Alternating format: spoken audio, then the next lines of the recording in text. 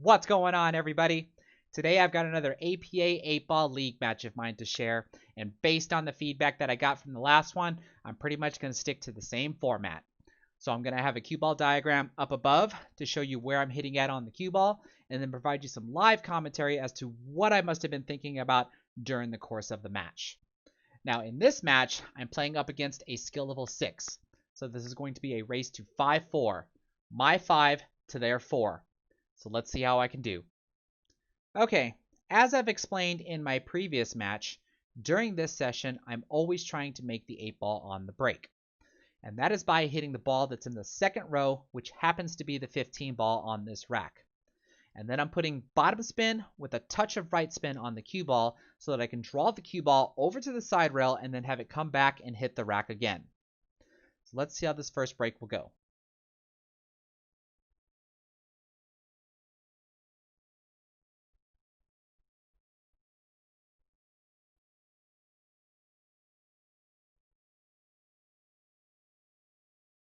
Bam! 8-ball on the break, and I'm instantly up 1-0. Now, normally, when I'm trying to make the 8-ball on the break and I'm breaking from the left side of the table, I'm actually expecting for the 8-ball to roll towards the right side pocket. But the more I've been trying to do this, the more of a pattern that I started to notice. So we're going to go back and look at this again, and I actually want you to pay attention to the ball that is second from the right in the back row, or the 14 ball. When I strike the 15 ball, watch how the 14 ball will go up and hit the short rail and then come back towards the rack. And if the 8 ball hasn't passed that line, they collide. And because of that collision, that's what's causing the 8 ball to go to the left side pocket. Sometimes I've even seen it go towards the lower left corner pocket, because otherwise it tends to head towards the right side pocket. So when I play this again, pay attention to that 14 ball.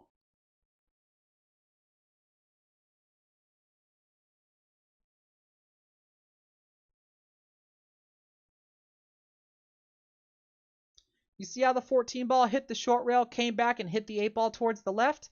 So when y'all are trying to do the 8 ball on the break like the way I do it here, let me know if that ball that is second from the right in the back row has the same effect on your breaks. Now that I'm instantly up 1-0, let's see if I can do that again.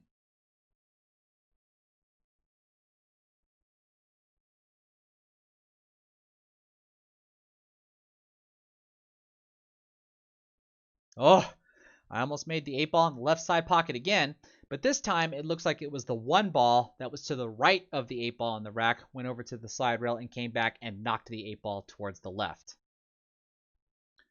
Now it does look like I made a solid on the break. I don't see the 2 ball, so instantly I am zoning in on the 6 ball, the 3 ball, and the 4 ball. And when you saw me duck down there, I'm actually checking to see if I can cut the 3 ball into the side pocket. And it's a little close. It actually doesn't work. And there I'm checking to see if the 4 ball can pass the 6 ball to go into the upper left corner pocket, and it can't. So what you see me do here is I'm going to play the 5 ball into the upper right corner pocket, and then with some top spin and a little bit of left spin on the cue ball, I'm going to have the cue ball come off the short rail and then come back and break apart the 6, 3, and the 4. Just like that. And do notice that I don't blast them apart. I just gradually separate them. So the first thing I try to do here is I come around to see what it's like to shoot the 3 ball into the side pocket now, and I actually don't like it. The cue ball is a little too close to the 3 ball. That's why you see me tap the chalk on the table in frustration. So instead, I decide to shoot the 6 ball into the corner pocket. And I use a center ball hit because all I want to do is stun the cue ball over to the side rail and then have it come back out for position on the 3 ball to go into the side pocket. But you saw me kind of twist my head there because the cue ball doesn't come out far enough. Now I have to cut the 3 ball in. And what you see me doing here is measuring the tangent line so I can see that the cue ball is going to run into the 9 ball, which will automatically get me position on the 1 ball. Now, some of y'all might say, well, why not the 4 ball? Well, if you look at where the 8 ball is at, I want to use my 4 ball as my last ball to get position on the 8 ball. So there you saw me cut the 3 ball in with the center ball hit, and the cue ball followed along the tangent line, ran into the 9 ball, and I have perfect position on the 1 ball. Now what I would like to do here is with bottom spin, draw the cue ball back pretty much back to where it's at. That way I can stun off of the 4 ball and get position for the 8 ball to go into the right side pocket. And then right there, I just didn't draw the cue ball enough because now my cut angle is greater. So what you're going to see me do here is measure where the cue ball has to go to run into the 13 ball, which is above the tangent line from the cut shot. That's why you're going to see me hit this cue ball with topspin. So I can try to push the cue ball above the tangent line and run into the 13 ball so that I can have position for the 8 ball to go into the right side pocket.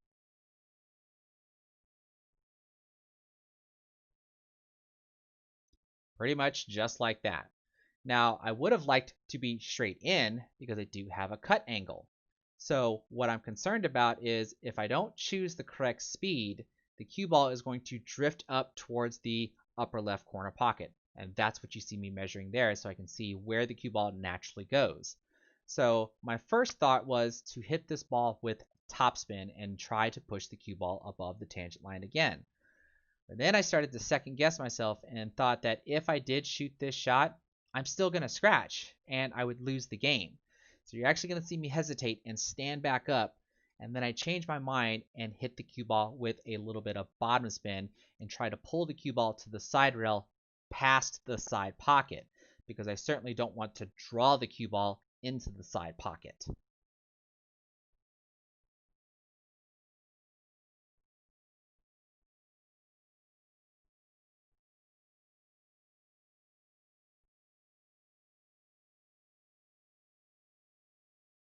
And there we go.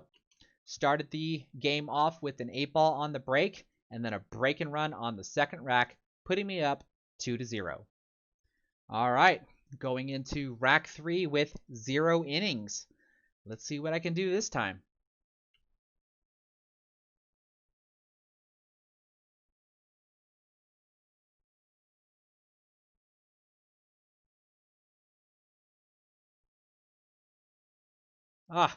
I get an unfortunate kiss off of the 3 ball and my cue ball scratches into the upper left corner pocket. But I did see that the 8 ball headed towards the right side pocket this time, so I'm actually glad that it didn't fall because that would be a loss of game. Now with cue ball in hand behind the head string, let's see what my opponent does with her opening shot.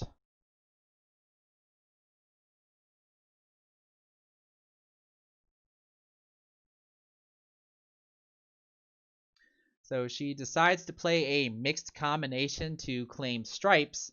So at this point, I'm already wondering what is she going to do to free her 9 ball away from my 3 and 7.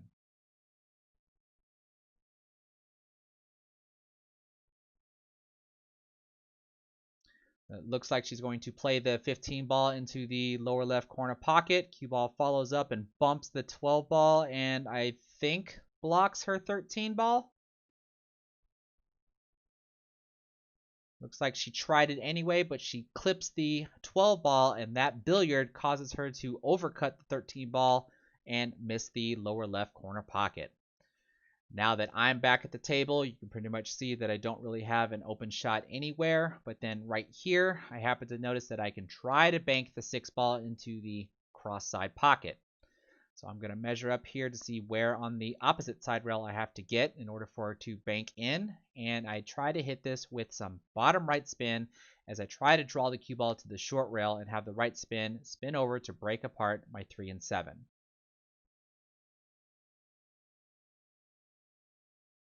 But I missed the bank shot short and I don't even get the breakout as the cue ball drew into my opponent's 10 ball.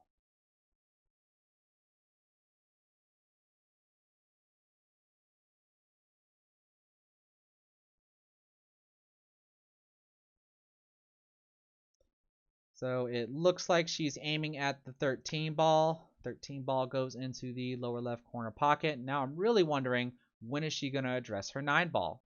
Because it doesn't really do her any good to make the 10 ball or the 12 ball.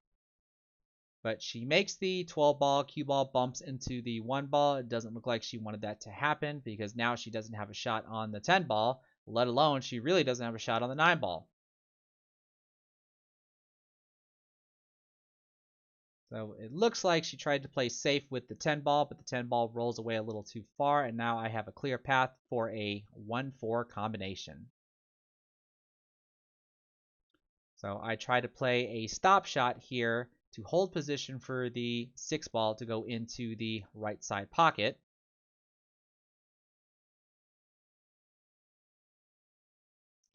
And then the angle that I have here is automatically going to cause the cue ball to billiard off of the 6 ball and head towards the 10 ball as I try to pocket the 6 ball into the side pocket.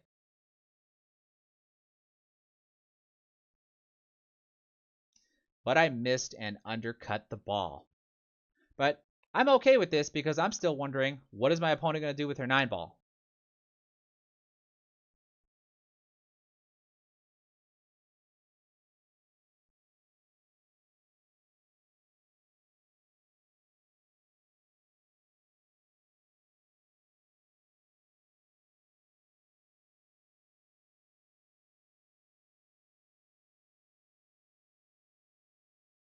Okay, she tries to shoot the 10 into the lower left corner pocket and draws the cue ball back over to the 9 ball, possibly trying to break it out, but was unsuccessful at making the 10 ball. So now I'm back at the table and I have a shot at the 1 ball, but I'm thinking about my 3 and 7. How can I break apart my 3 and 7? So what I do here is play the 1 ball with some top left spin because I want to get position on the 6 ball for the side pocket. But not only do I want position for the 6 in the side pocket, look where my cue ball is at. Look where it's naturally going to go if I shoot the 6 ball into the side pocket. It's naturally going to go to my left. And what I try to do is with some top spin, I push it over to the side rail so that way I can bump into the 3 and 7 from behind like so, breaking it apart.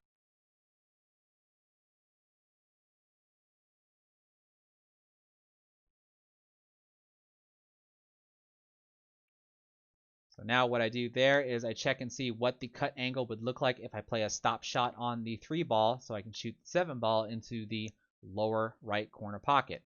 So I do hit this with a little bit of bottom spin because I don't want to play a stop shot. I actually want to draw it back a little bit.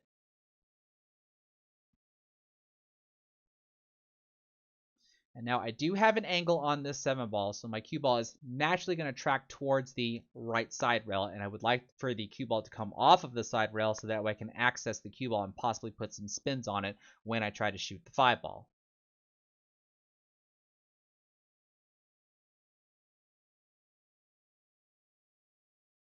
And then from there, just checking to see where I would like the cue ball in order to shoot the 8 ball into the lower left corner pocket because I already know that I can get the cue ball to hit the left side rail and then come back towards the right side rail.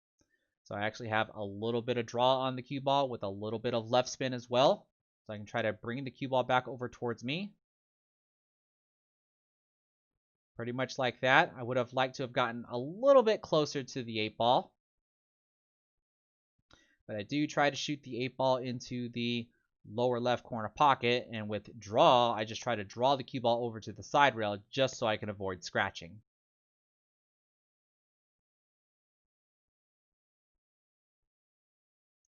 But I overcut the 8 ball and missed.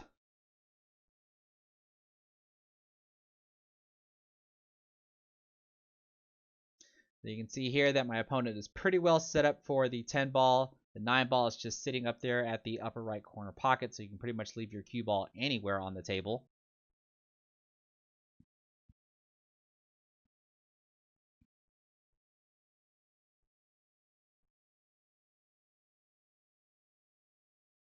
Okay, plays natural position off of the 10 ball as the cue ball comes off the side rail and heads towards the middle of the table. Now let's see, she can cut the 9 ball into the corner pocket and play the 8 ball in the same corner pocket. She hits that a little soft and catches the 9 ball full. So she's going to be playing the 8 ball into the lower right corner pocket. I think I would have actually tried to cut that 9 ball a little bit thinner with some top right spin, so that way I can get the cue ball to come on the other side of the 8 ball and shoot the 8 ball into the same corner pocket.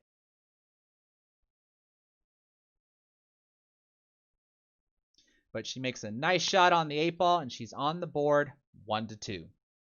Now going into rack 4, leading 2-1, but it's my opponent's break. So let's see what she can do.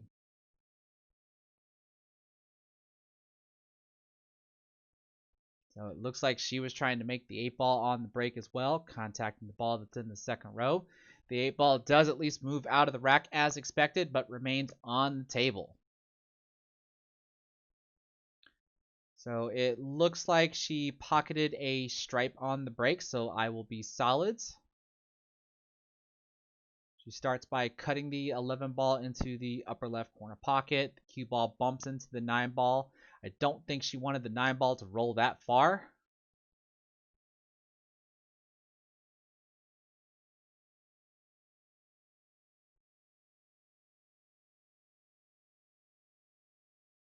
Now it's looking like she wants to maybe cut the 15 ball into the upper left corner pocket. But now it looks like she's focusing on the 13 ball for the lower left corner pocket.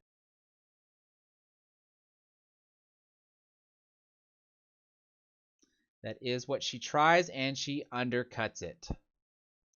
Now I return back to the table here, and we can see that I have a free shot at the 2 ball and even the 1 ball, and I have a back cut shot on the 3 ball. But if y'all are familiar with the way I like to play, I start with the 3 ball because then I'll be completely done with the lower half of the table. And when I cut this 3 ball in, I play this with some bottom spin so that I can try to draw the cue ball underneath the tangent line and bump into the 5 and 7 like so, separating them. Now, I didn't really want my cue ball to be tied up with the 5 ball like this, but I do have a shot at the 1 ball, so I play this with some bottom spin as well to try to draw the cue ball over to the short rail, but I wasn't expecting that.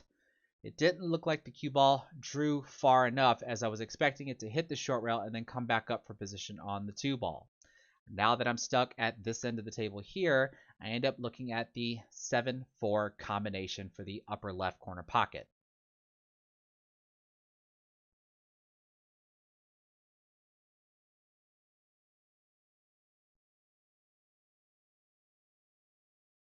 I was successful at making the combination, and with the top spin that I had on the cue ball for being so close to the rail, the cue ball just follows on up and gives me position on the 5 ball for the right side pocket.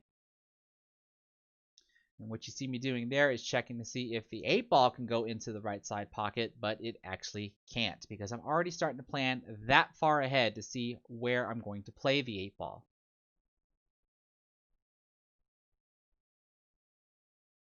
So with the 6 ball, it is a slight cut shot to my right. So with a center ball hit, I'm just going to stun the cue ball off to my left so that I can get position on the 2 ball. And this time I was successful at making the 6 ball into the right side pocket. Last time I undercut it.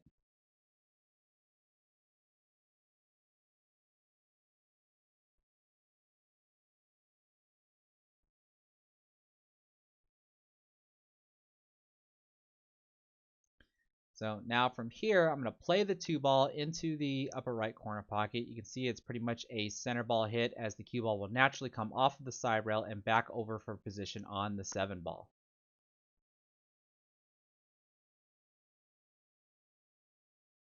And then from here, I was about to reach across the table, but my jacket is actually unzipped. So I just zip it up so that way I don't move the 12 ball that's going to be underneath me. I probably should have tied my hoodie strings as well, but I didn't care about those. Now with some top left spin that I have on the cue ball, I'm going to cut the 7 ball into the upper left corner pocket. The cue ball is going to come off of the short rail, and the left spin will kill the outbound angle, so that way I have a decent angle on the 5 ball, or at least a closer angle on the 5 ball to go into the same pocket. Now with some bottom spin and a touch of left spin, I'm just going to have the cue ball come off of the short rail and the side rail, and the left spin will pull the cue ball over to the opposite side rail to give me position for the 8 ball in the left side pocket.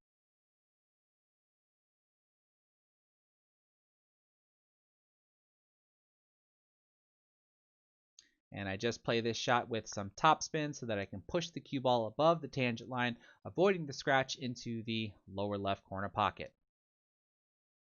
And I'm now up 3-1. Now going into rack 5, I've got the breaks again, and I'm leading 3-1. Let's see if I can make the 8 ball on the break this time.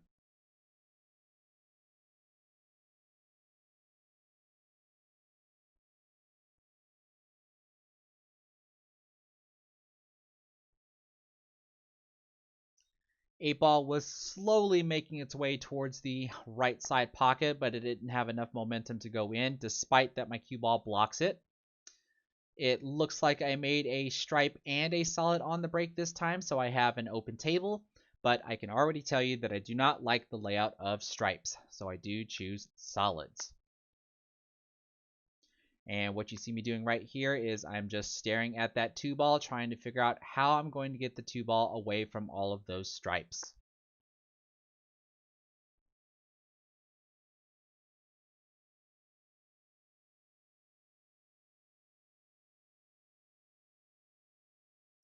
And then what you see me doing here is checking what type of an angle I need on the 5 ball so that when I cut the 5 ball into the side pocket, the cue ball will naturally head towards that clutter and hopefully break out my 2 ball.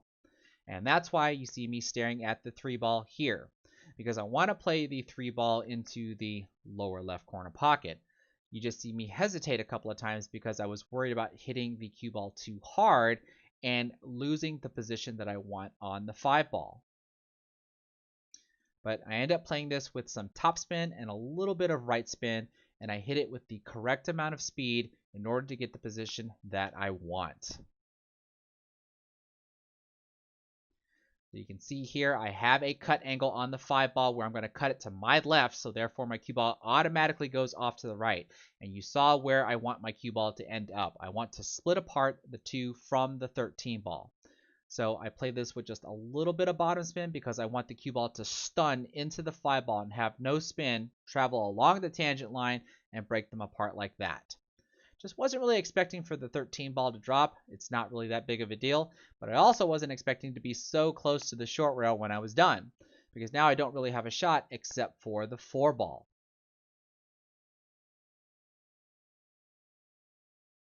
So I'm going to try to play the 4 ball into the lower left corner pocket. I just have some top spin on the cue ball so I can push the cue ball to the other short rail and then have it come off and head back up towards the middle of the table. Now you can see that I have position on the 2 ball for the upper left corner pocket, so that is what I'm going to try. The angle of the cut is going to allow my cue ball to automatically run into the 14 ball. So I basically try to do a drag shot here. I have some bottom spin on the cue ball, but I want that bottom spin to die out when it makes it to the 2 ball. So that way the cue ball just runs into the 14 ball like so. And now I have position on the 1 ball to go into the right side pocket. You see me bouncing up and down like that because I'm aware of the cut angle that I have on the 1 ball, and my cue ball is going to be tracking down table towards the short rail. And I need it to come back up table so I can shoot the 6 ball into the left side pocket. I don't really want to try to draw the cue ball off of the 1 ball and try to play position for the 6 ball on the upper left because I don't want to run into the 15 or get blocked by the 15. So I'm actually just measuring this up here. Once I'm all lined up, I elevate my cue so I can have a little bit of bottom spin on the cue ball. So I can have the cue ball draw down towards the short rail like this and come back up. I miss the 1 ball into the side pocket, but get super lucky, and it falls into the lower right corner pocket. And I actually gesture my hand up to my opponent to apologize for me getting lucky. And I have position on the 6 ball, and then right here, I'm actually having my head down and just dying of laughter because my opponent and her teammates are just completely roasting me for getting so lucky and still having position on the 6 ball. So all I do here is just play the 6 ball into the side pocket and push the cue ball over to the side rail and back out for the 8 ball to go into the opposite side pocket.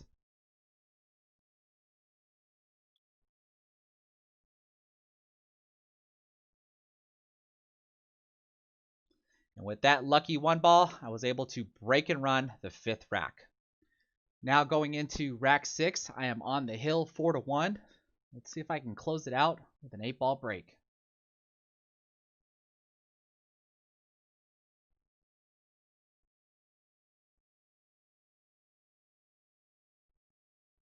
There's that collision I was talking about. 8 ball's heading towards the side pocket, but then gets blocked by the 1 ball.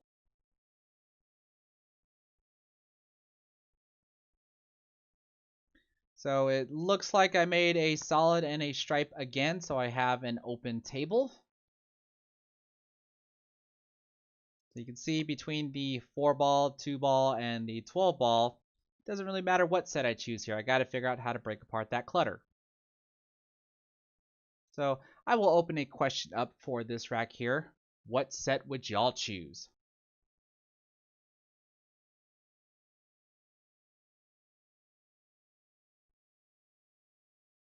Because what I end up choosing is stripes. I try to shoot the 10 ball into the lower left corner pocket and get position on the 9 ball in such a way to where I cut the 9 into the side and have my cue ball break apart the 12 and 11. But you can see I missed the 10 ball, so it doesn't even matter. But I have the position that I want on the 9 ball. You can see that there is a slight cut to the left, which means my cue ball will automatically go off to the right, and I can have the cue ball run into the clutter and break apart my 12 and 11, or the 12 and 11, which is pretty much what my opponent's going to try to do. So she didn't really get quite the separation that I think she was looking for. But that was pretty much the shot that I was going to take if I had made the 10 ball. But I'm going to be solids on this rack.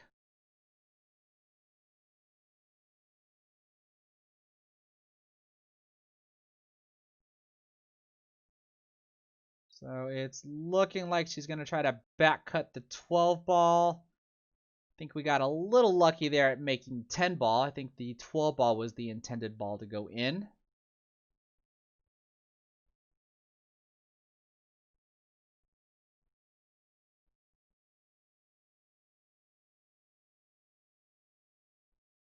What are we doing here? Are we back banking the 11 ball? That's what it looks like. Good try. That upper right corner pocket is now blocked. And I also have the 6 ball that I have to deal with next to the 12 ball. So what I can see here is that I have an angle on the 1 ball in such a way to where I can make my cue ball carry over into the 2, 3, and 4 ball and separate those. So that is what I'm going to try to do here.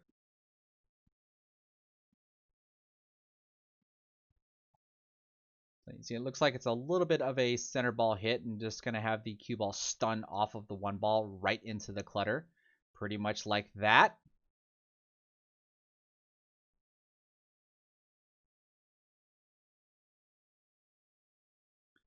So now I'm looking to see how I can get the 2 ball to go behind the 11 ball, catch the rail, and then carom off of the 11 ball into the corner pocket, which should knock the 11 ball away from the corner pocket and allow the 3 ball to have access to the corner pocket. But I missed. The 2 ball does not carom off of the 11 ball correctly and hangs into the pocket, and the 11 ball also still blocks my 3 ball. But now I at least own that pocket.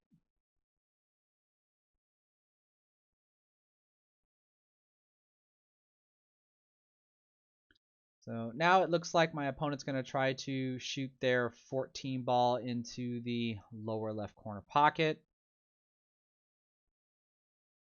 So a bit of an undercut there and a good leave on the cue ball. Doesn't really leave me much to work with here. I can see the 2 ball from where I'm at.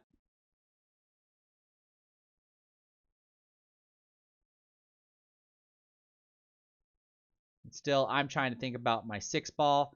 Clearly, I can only do something with the 6 ball by using the 5 ball. So what I end up trying to do here is I'm going to shoot the 2 ball into the upper right corner pocket. And I'm going to be elevated on my cue ball to where I can apply bottom spin on the cue ball and try to draw the cue ball back for position on the 5 ball.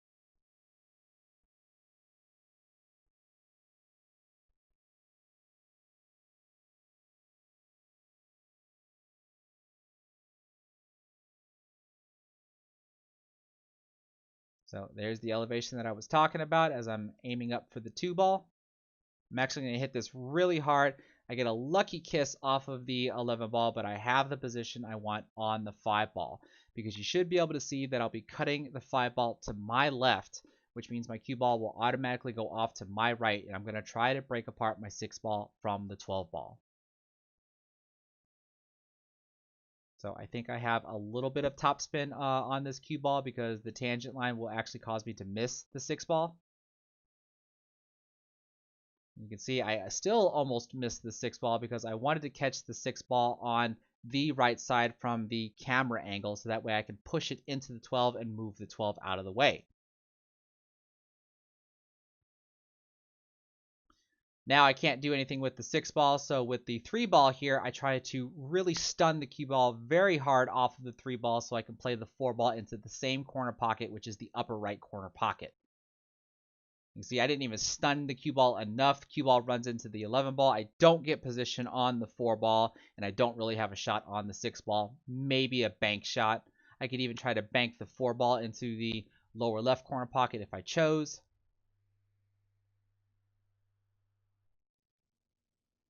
But I'm looking around, trying to figure out what am I going to do. Do I want to bank the 6 ball into the upper left? Do I want to bank the 4 ball into the lower left?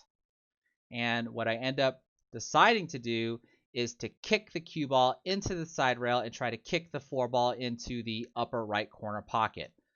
I hit this with a center ball hit, pretty much with a touch of right spin, successfully kick the 4 ball into the corner pocket, and the cue ball manages to get position on the 6 ball.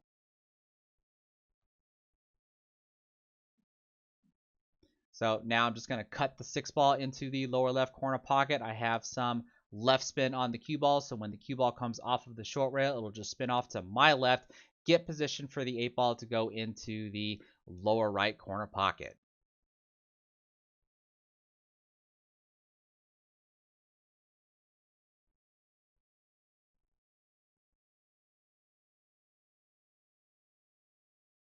And I take that down and win 5-1. And that's going to do it for today's video. I thought this was a rather pleasing performance as I was able to start the match off by making the 8 ball on the break, breaking and running in rack 2, and then luckily breaking and running in rack 5, and then being able to kick my 4 ball in on rack 6, getting position on my last ball, and then finishing the match off in only 6 innings, winning 5-1. Now, with this match here, I hope that you're able to see the benefits at trying to make the 8 ball on the break by hitting the ball that's in the second row. It really does increase the chance of moving the 8 ball out of the rack, and in the APA format, an 8 ball on the break is the win. And if you're not able to make the 8 ball on the break, hitting the ball in the second row sometimes can yield a result where you're able to break and run the table. But that doesn't always happen, because hitting the ball that's in the second row is also notorious for leaving a lot of clutters on the table after the break. I was just fortunate that that didn't happen on this match here. Now, like I've done in the past before, if there are any other types of options, advice, or run-out patterns that you want to give me or even my opponent, feel free to leave a comment in the comment section below with the timestamp of the shot and the other advice, shot pattern, run-out pattern, or strategy that you would want to give. So if you like what you saw, give this video a thumbs up, and don't forget to subscribe. Take care, everybody.